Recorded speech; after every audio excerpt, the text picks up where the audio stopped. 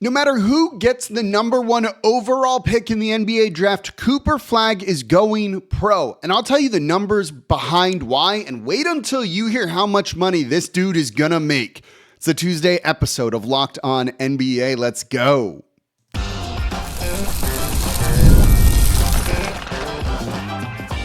You are Locked On Pelicans, your daily New Orleans Pelicans podcast, part of the Locked On Podcast Network.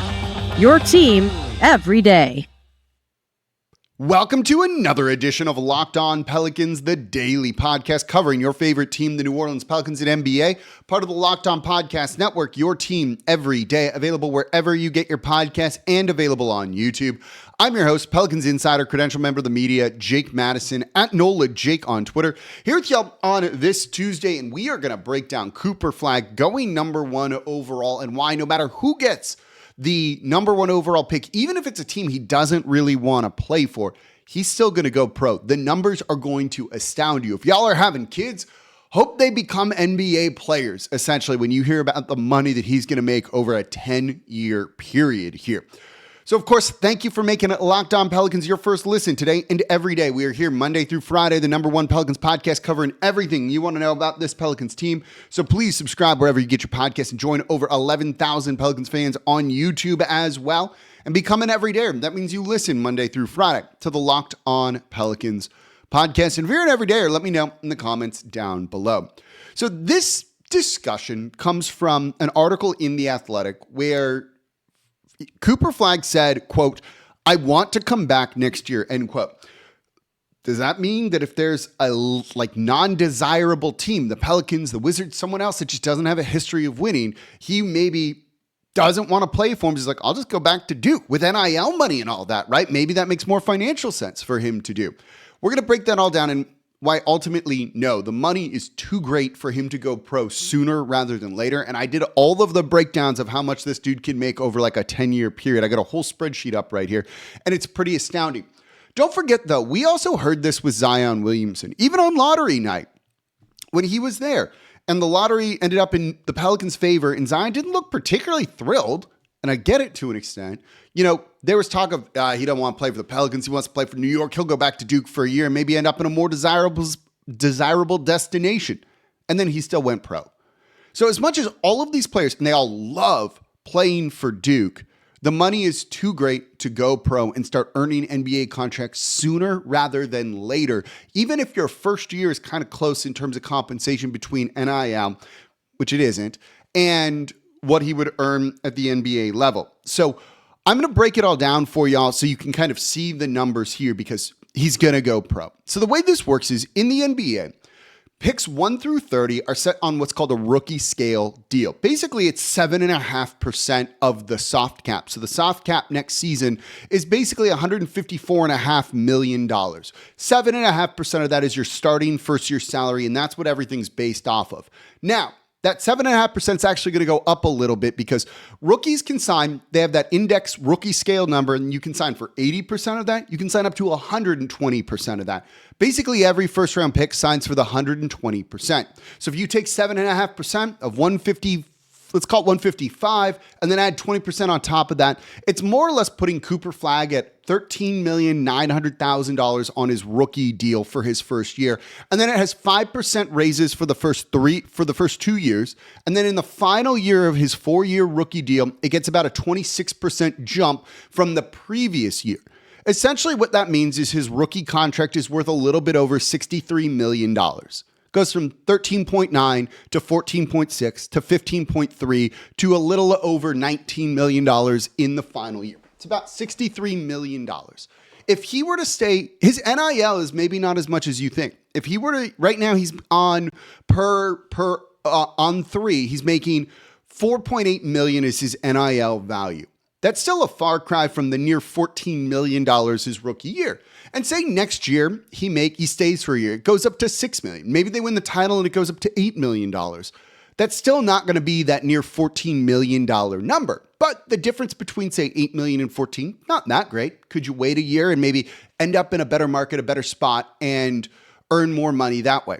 And I think the answer to that is still going to be no, because Cooper Flagg going pro and the money that he can earn has nothing to do with the rookie year.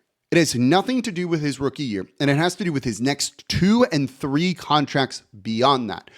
After his rookie season, if he qualifies for the Rose Rule escalator, so wins MVP, makes All NBA, wins Defensive Player of the Year, all things that, while MVP might be a bit of a stretch, he could conceivably do, making a multiple All NBA teams, he qualifies then for 30% of the salary cap in his 5th year instead of 25%.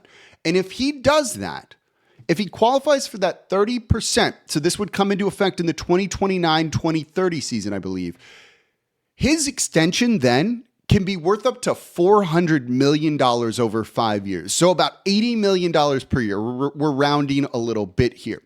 You want to get to that $400 million sooner rather than later. Now that 30% of the salary cap will still exist if he goes back to school for a year, but it's delayed a year before you get that big payday. His first year of that, say, 30% max deal off of his rookie extension is $68 million. That's more than he would have made on his entire rookie contract combined. That's when you hit like generational wealth. That's when you hit the big money deals. So is he going to delay $68 million for a year? He could. It actually then goes up to about $74.5 million the next year if it were to kick in. But at a certain point, you just want to start earning that money sooner rather than later. Now, you might say, well, if he just waits a year, he'll still get that contract. And that's true. But here's the thing. His career in the NBA is going to be finite, right? At a certain point, he will retire.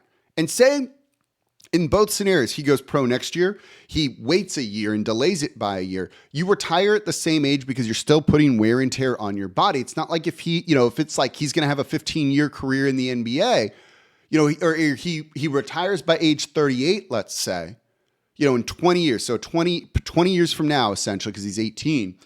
You can do that while playing 19 years in the NBA or 20 years in the NBA. And that final year is going to be a difference potentially here of hundreds of millions of dollars. So we just went over the extension off of his rookie deal. That's $400 million about. But when that one ends, so you'd be looking at his 3rd contract in the NBA. So that would come into effect in 2034. My goodness, that is like a far number out there, right? He would be making, in basically the final year of his 2nd contract, $92.5 million. If he then is eligible for the supermax, that's 35% of the salary cap. The first year of that alone is $127.5 million. So he would be looking at, over 10 years in the NBA, about $590 million total. You don't delay that, right? Say he's going to end at the same point, whether he goes back to Duke for another year or goes pro right away. You're basically foregoing minimum $128 million in career earnings by doing that. So there's zero chance he won't be trying to get to those 2nd and 3rd contracts as soon as possible, because the quicker you get to those, that's when the real big money comes into the NBA. It has nothing to do with wanting to have fun in college. Yeah, you could make the argument that $6 million compared to $14 million for that is maybe worth it for somebody. I can totally see that argument. But you're delaying literally minimum $128 million coming to you at that point in time, that who knows how that could change things. I don't really see any. That's why guys go pro right away when they're ready to do it, because it means you start earning NBA money, which means you get to your next contract sooner, and you get to your next contract after that one even sooner. And that's when the money really kicks in at an extreme amount. So I see him going pro based on all of that. If you were to look at it otherwise the exact same, it's a difference of about minimum $90 million if he, at the same point in time, if he were to go pro 1 year later.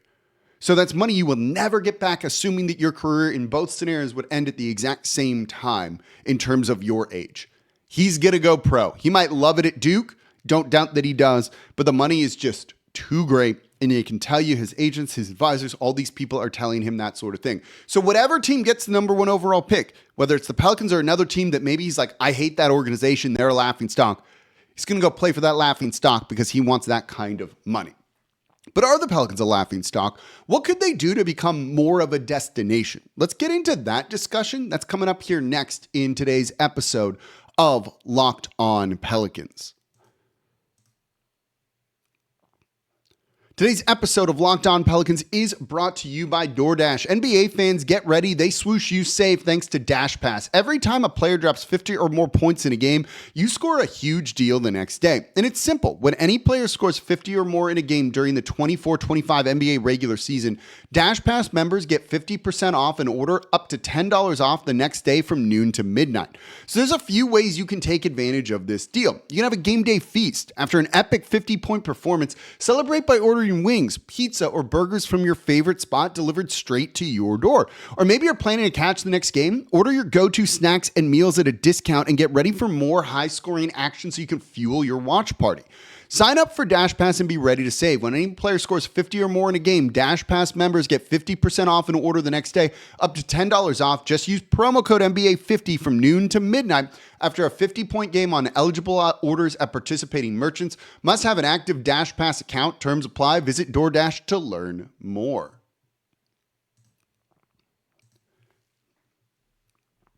And thank you for making Locked On Pelicans your first listen today and every day. We're here Monday through Friday, the #1 Pelicans podcast, covering everything you want to know about this Pelicans team. So please subscribe wherever you get your podcasts and join over 11,000 Pelicans fans on YouTube as well. We are the #1 podcast. So subscribe wherever you get your podcasts and on YouTube. And don't forget about the free daily Locked On Pelicans newsletter. It's over at lockedondaily.com. You can subscribe over there. Just click on the Locked On Pelicans logo, sign up. You'll get Locked On Pelicans in your inbox when I'm not like dying and still able to write it and do all of that. So we just went over that no matter what, Cooper Flagg's going pro.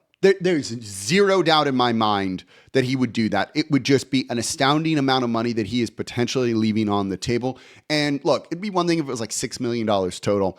It's so much more than that. It's so much more than that I just can't envision a world where he would do that. Assuming that his career will, it's not like if he goes, he's going to have a 20-year NBA career, whether he goes pro now or pro in a year, right? It would be a 19-year NBA career versus a 20. And the amount of money at the end of that with the way the salary cap's going up is just astounding right now. Get ready to see players making $100 million per year or in the 70s, the 80s, because that's what Cooper Flagg is going to be doing. Assuming it all goes according to plan when it comes to him. So he's still going to go pro no matter what.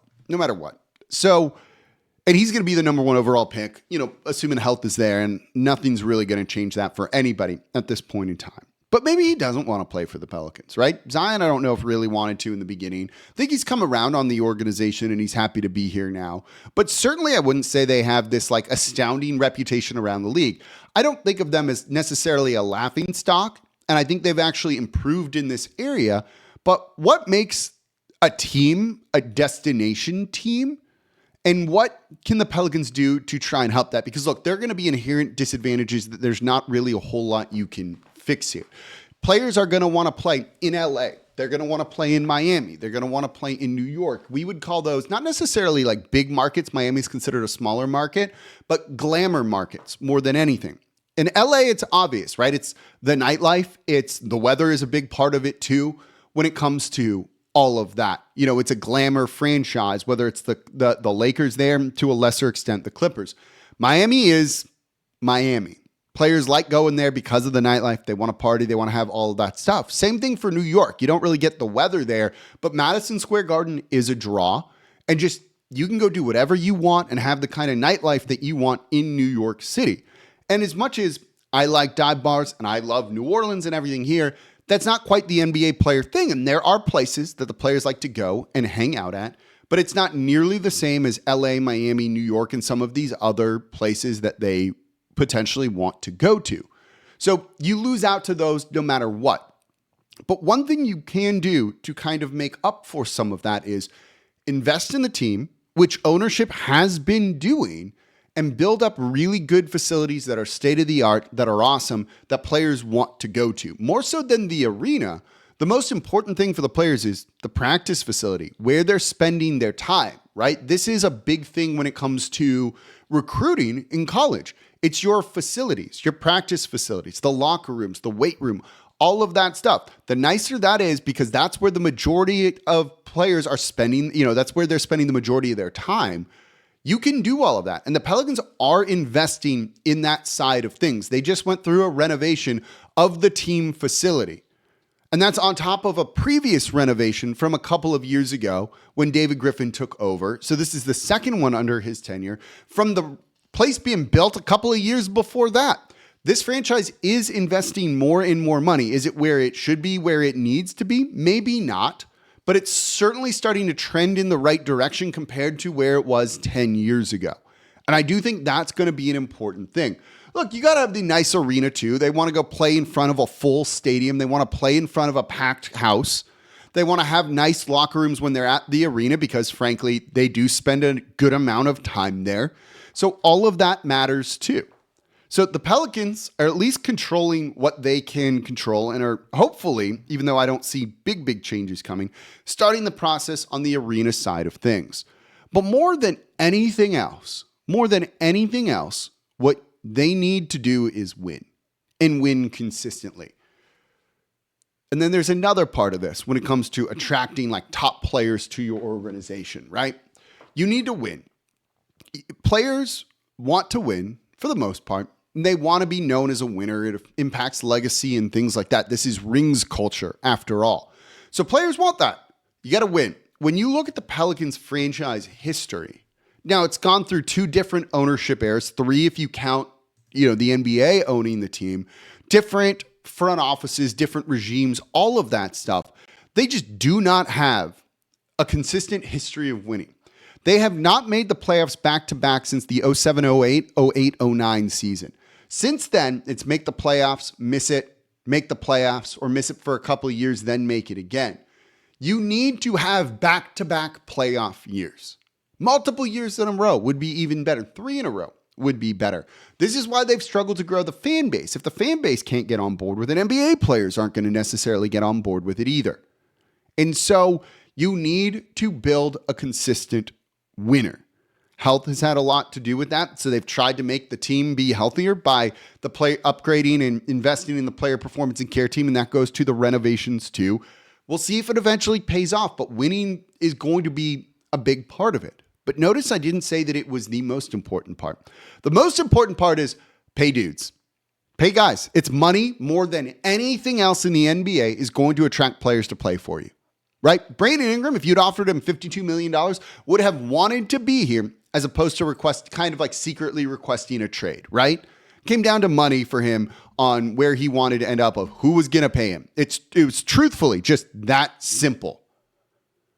Free agency. It's usually about who has the most money to give them. Now, free agency doesn't exist like it used to at the NBA level, in my opinion, but it comes down to money. You're going to pay me more than what another team is going to give me? Then I'll come and play, right? Jimmy Butler's whole thing was who's going to pay me? The Suns are going to give me what I want. Okay, the Warriors are going to give me what I want, so I'll go there instead.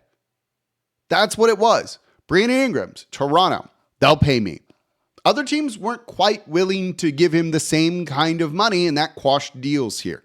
For Brandon Ingram, it's about the money, as it should be. It's your future, right? That's an important thing. You are rarely seeing guys take like big pay cuts or things like that. Or if they're already making so much still that then they can afford to give a little bit back. Jalen Brunson can be an example of this in New York, where they, one, can recoup that money in the future. Brunson's $100 million give back was actually not nearly as much as that for what he could earn. And then it's to make the team more competitive because they want to win, right? That's what it was. Not quite working for the Knicks, but the point remains here. It comes down to money. The Pelicans aren't going to have the money in free agency because they're going to be over the cap teams. So you don't spend money in free agency. And because they don't want to pay the luxury tax, things like that, it limits them paying guys like Brandon Ingram and others. If they wanted to go deep into the luxury tax, which look, it's ownership's money. I think they should eventually do this. Maybe not for Brandon Ingram, but for the right players. You got to do it. And that's how you're going to get top talent wanting to come here, right? They could have, if it's like, we're going to pay Jimmy Butler, gotten Jimmy Butler to come here kind of thing. And That's what it's going to take to make this team a destination. Some consistent winning, because I think the facilities part is going to be there. Consistent winning, and then open up the pocketbook more so than it's already been opened or than it's been open in the past. And that's how you do it. But to do that, you probably need to have a consistent winner in the first place. So opening up like the money wallet here is what's going to kind of put you into title contender status. That's the position we find themselves in. But for guys like Cooper Flagg and rookies, they're just going to go where they got to go, and they're going to get paid, and then they're going to try and get paid again because their current teams can offer them more money than anyone else can. That's a big important part of this too. So coming up next, well, let me ask you this. What do you think it'll take for the Pelicans to be like a destination franchise, if ever, right? You know, is it the nightlife isn't the biggest draw here. It's got to be other things. Tell me what that is in the comments down below. There's a couple of quick updates about some various things, including some scheduled changes here, which kind of tell you the state of this team right now. That's coming up here next in today's episode of Locked On Pelicans.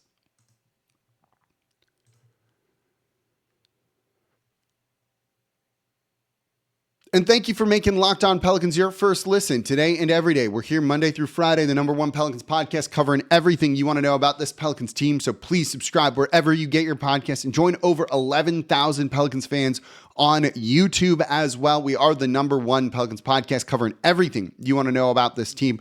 For your second listen, we got the combine this week, and Ross Jackson is boots on the ground there in Indy, giving you what you want to hear. He's going to be talking to the coaches and things like that as well. So please go subscribe to Locked On Saints wherever you get your podcast, part of the Locked On Podcast Network, your team every day. If you're an everydayer of either show, let me know in the comments down below. So a couple of scheduling updates. This is per the press release. We kind of knew about this already. Pelicans announced today the following schedule and broadcast updates for the team's upcoming games on February 27th, so this week, and March 11th. That's against at the Suns, and home versus the Clippers have been adjusted here. The Pelicans game at Phoenix on Thursday, the 27th, has been changed to 8 p.m. Central and will no longer be televised on TNT. It will be broadcast locally on the Gulf Coast Sports and Entertainment Network. Same thing for the Clippers game on Tuesday, March 11th, changed to 7 p.m. Central, no longer televised on TNT, will be broadcast locally on the Gulf Coast Sports and Entertainment Network here. This is no surprise. This Pelicans team is bad. They're not been particularly the most fun to watch either. It's been a year, y'all. And flexing them out of those primetime games is fine, to be expected. If anything, for that Phoenix Suns game means we can go to sleep a little bit earlier, and I am all for that at this point during the season, especially on Muses Thursday here. But we'll, of course, be watching that game, talking about it on Friday. So we do have the game tonight against the San Antonio Spurs. I'm actually going to be it's something I want to point out that I'm watching for in this game that ties into what we had talked about yesterday and is going to factor in what we're going to talk about, later in the week here. And we'll talk about it more tomorrow and then really kind of dive forward into it in Thursday's episode of Locked On Pelicans. I got the week planned out a little bit. Zion was kind of playing point guard against the San Antonio Spurs, kind of did as well against the Dallas Mavericks the other game on that Friday game after the All-Star break, and was defending point guards against the San Antonio Spurs too. Like, he started off guarding Chris Paul and spent a lot of his time guarding De'Aaron Fox. And guess what? He did a really good job.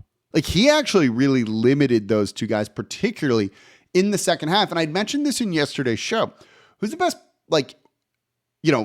on-ball defender on the team right now?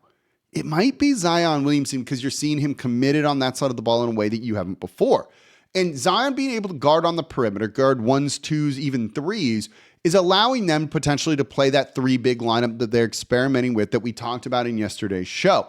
And so rather than looking at it from, you get size now and you can rebound, what's unlocking that lineup really might be Zion's defense. And I want to give it another game or two for us to really before we really start to dive into that. If Zion's guarding De'Aaron Fox and Chris Paul again, are the Spurs making adjustments to find ways to spring those guys or take advantage of it?